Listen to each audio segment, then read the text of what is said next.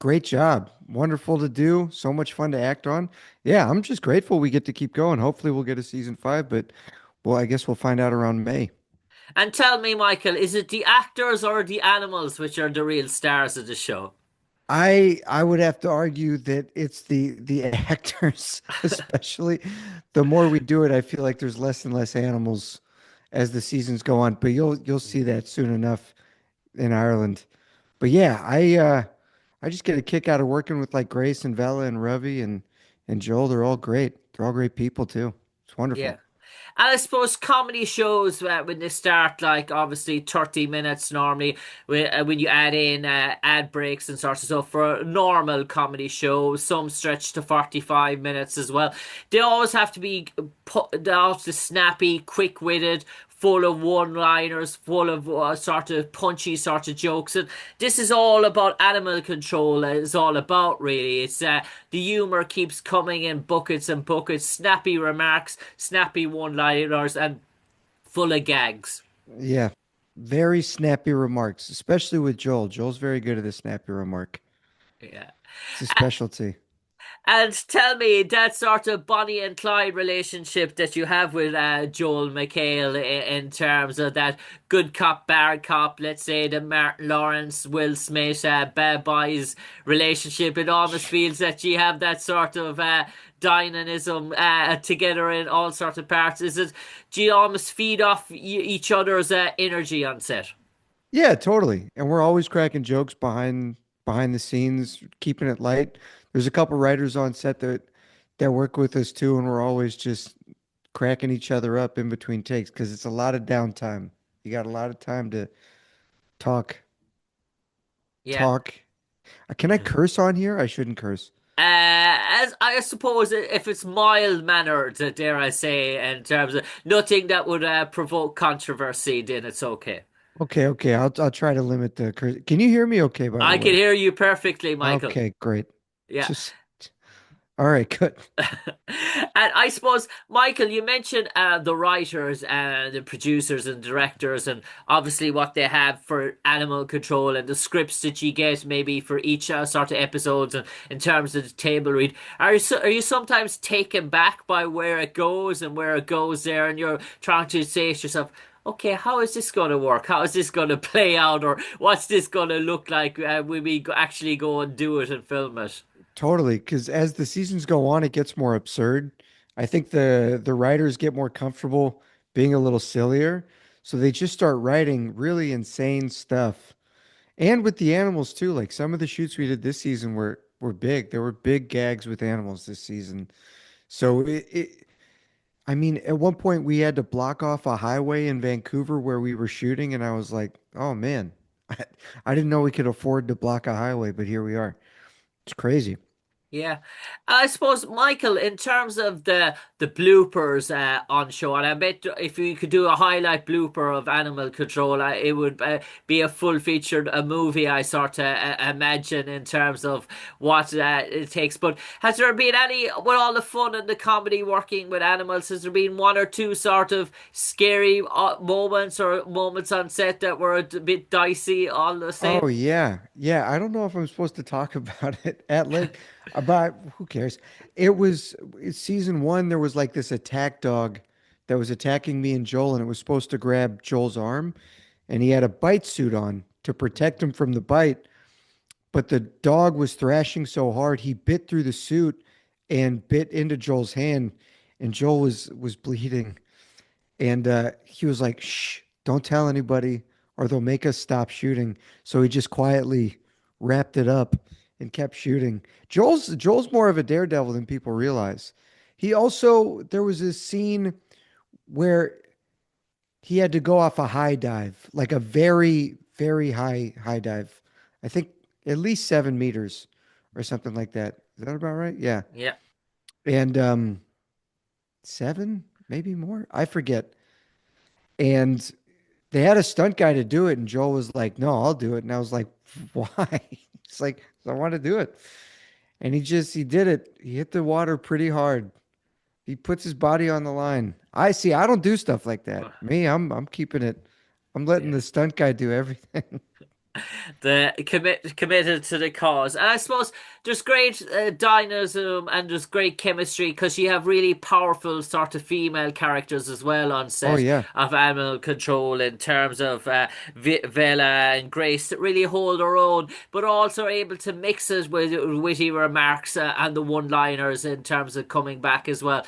And that's always a sort of great show where you almost feel that every character is a standalone character in their own right. They all bring something unique. It's not maybe we have the one or two main stars and then all the supporting cast following on in tow behind them. Everyone is sort of stands their own ground in merit in terms of animal control. Yeah. Yeah, totally.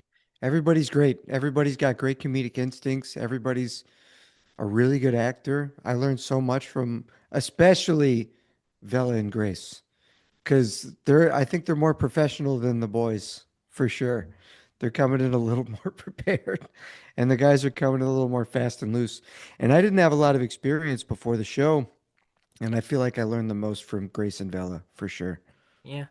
And Michael, I'm just sort of wondering with these sort of episodes, because there's so much you can do within the studio, but when you're working with animals, it's probably location and block shooting and sort of stuff like that. So do you always shoot for only particularly one episode, or do you block shoot for a particular one or two if you know you were working with certain different animals for a different episode, maybe that might be concurrent or running into the next episode, or is it very much a standalone episode in terms of block shooting, I wonder. Um, I'm not totally sure how to answer. We shoot 2 episodes at a time. Okay, that answers it. Yeah. Yeah. And usually there's only an animal per episode. You're not going to see one animal that runs through 2 episodes, generally speaking. Mm. So we tend to have to shoot around the animal's schedule, but the bigger thing is shooting around like guest stars' schedule. So Okay. like Ken Jong will come in for 2 episodes or something, and Ken John's he's a busy guy. Yeah. So we'll only get him for a certain period, so we have to build the schedules around people like that coming in. And then occasionally, if an animal's a big get, like we had to get a white Bronco and do all this stuff and block off roads, and yeah, that was like a special shoot that took place on a Saturday out. It wasn't when we were shooting the rest of the episode. It was just the day we could get the horse and block the Yeah. road. Okay. Interesting. And I always sort of wonder with the sort of episodes and the one liner. I know you did an episode in terms of skunks and raccoons and sort of different sort of animals like that. But I imagine as well as an actor, when you're working with these animals as well, you're probably learning an awful lot about them. You're probably more intellectual coming off the set of Animal Control than you were maybe before you started filming at the start of that morning. Maybe so. I mean, I learned sloths. We worked with a sloth, and you think sloths are these slow, sort of gentle creatures.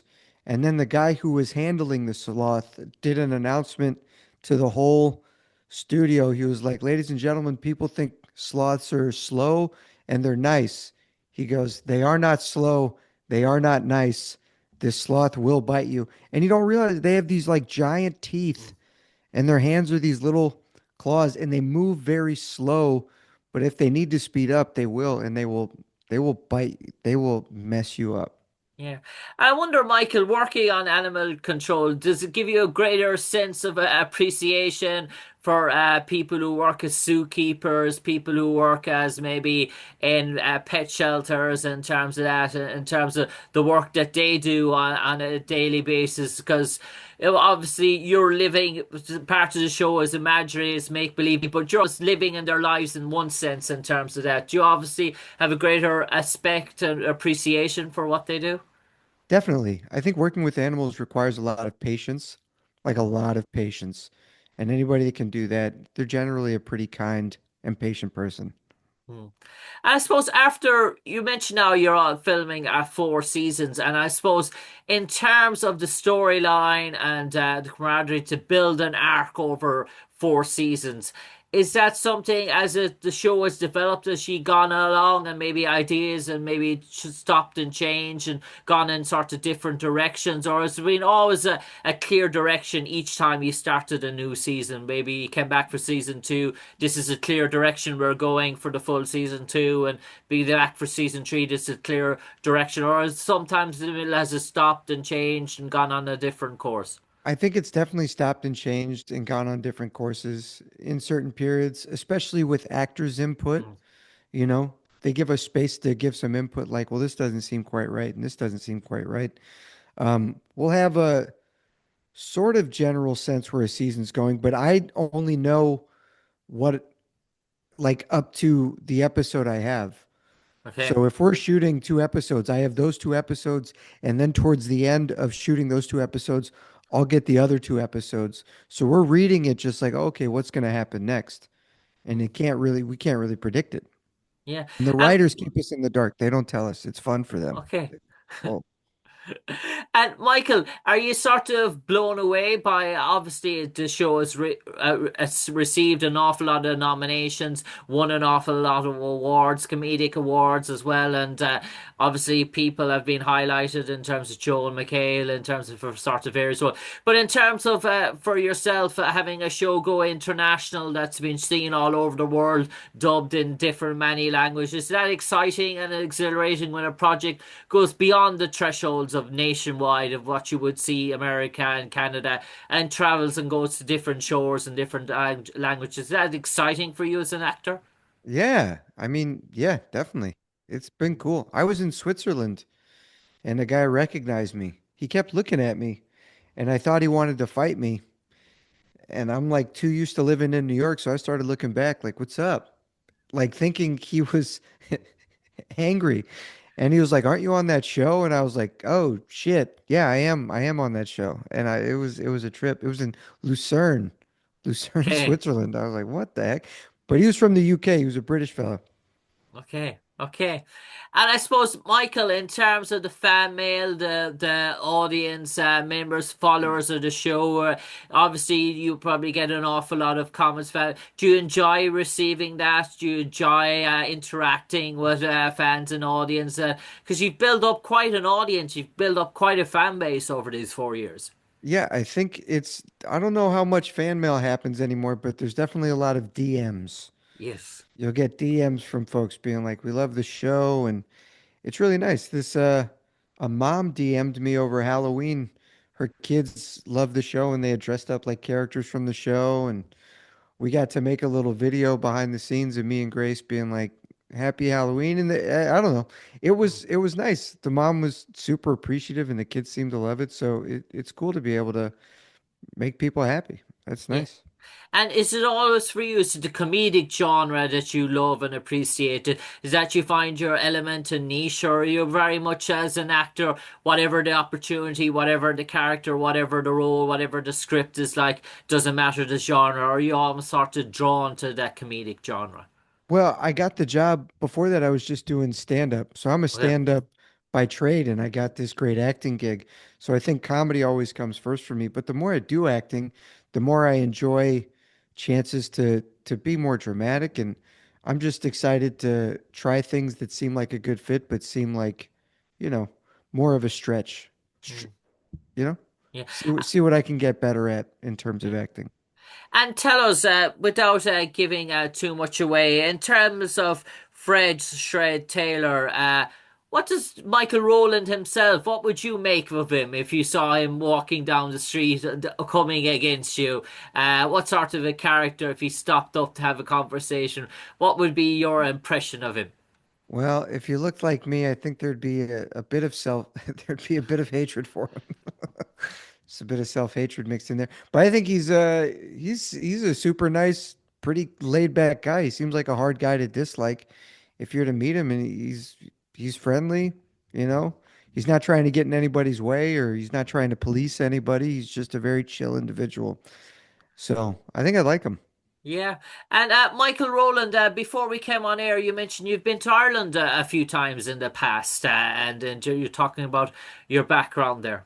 Oh yeah. Well, you were talking about coming to New York to see some football. Do Yeah. you know Notre Dame, the college, they'll do their Yes. season opener in Yeah. Croke Park. So my mom built a travel agency after I left the house, and she built it up by arranging travel to see Notre Dame in Ireland when they would play. Okay. So when I first started going to Ireland, I was helping her. She gets busloads of people out there Yeah. going to the games and then sets them up on other tours, Ring of Kerry, Blarney stuff, Okay. the usual Yeah. tourist stuff. So I've had a chance to go with her in that capacity, and then I've had friends get married in Ireland. I get to go on my own and sort of explore around, go Yeah. to Cork. I still need to go to Galway, but I've been to a lot of other places in Ireland.